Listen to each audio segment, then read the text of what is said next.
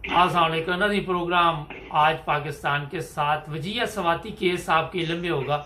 बड़ा अहम केस था। 9 ब्रदर्स टीवी इंटरनेशनल ने भी इस पे काफ़ी प्रोग्राम किए। आज उसका फैसला सुनाया गया है। चलेंगे पाकिस्तान, हमारे ब्यूरो चीफ हैं, वहाँ पे पूछेंगे कि क्या अदालत ने फैसला सुनाया। अस्सलामुअलैकुम सर। जी वालेकुम अस्सलाम। हाँ जी, क्या फैसला आया सर आज?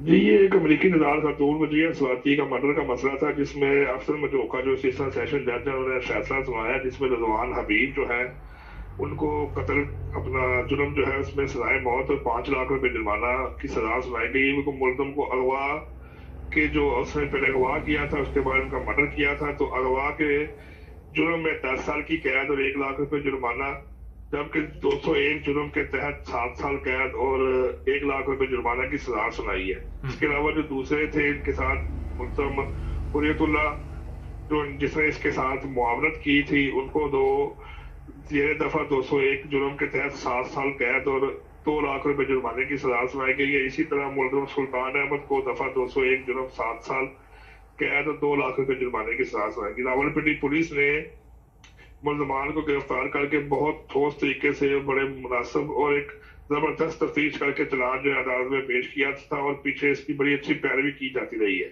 तो जिसके बाद मुअज़्ज़ज़ अदालत ने मुजरमान को करार वाकई सजा दी है और जिसके बाद जो CCPO थे, अपना CPO है शहजाद नदीम बुखारी साहब, इन्वेस्टिगेशन के और लीगल टीमों को बड़ी मुबारकबाद पेश की है कि आपने एक बहुत संगीन मुकदमा में मुलव्वस मुलजमान को सजाएं कानून के मुताबिक दिलवाई है और इसके मुताबिक उनको शाबाश दी गई है। जी सर, ये भी पता चला कि वहाँ पे बकायदा तौर पर अमेरिकन जो सफारत खाना उसके लोग भी अदालत में मौजूद थे।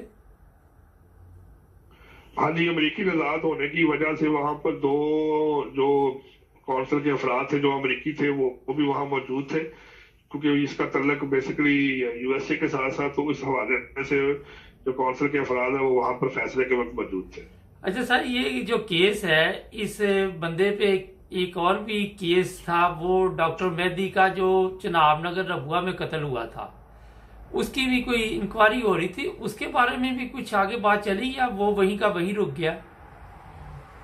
नहीं, वो वहीं पर रुक गया था, उसके आगे कोई कार्रवाई प्रोसीड नहीं हुई थी, क्योंकि अगर उसकी भी कार्रवाई वहां पे प्रोसीड की होती तो उसके मुताबिक भी फैसला सजा जो बनती थी वो बन जाती थी, लेकिन उसका इस केस के साथ मतलब कोई ट्रायल के तौर पर नहीं पेश किया गया। बस ये वजीह स्वाति का जो मामला था उसमें ये इन अफराद को सजा दी गई।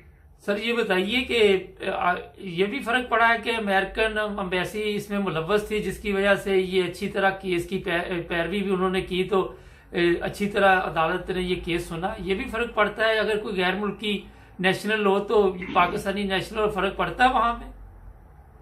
जी बिल्कुल फर्क पड़ता है। ये जो यूरोपीय अफराद होते हैं जैसे कनाडा, अमेरिका, बरतानिया, तो इनके जो एम्बेसडर्स होते हैं, ये जो कौंसल खाने के लोग हैं, ये अपनी जो नेशनलिटी होल्डर है उसको बड़ा तावन करते हैं, तो इस वजह से काफी फर्क पड़ा है।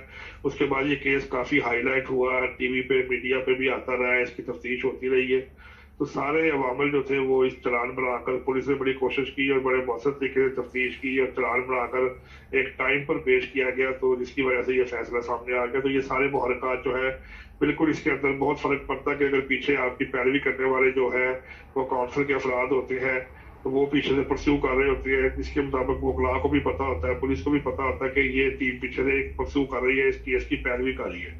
तो इन सारे मामले के बाद जो है वो नतीजा आपके सामने आ गया। बहुत शुक्रिया सर आपका।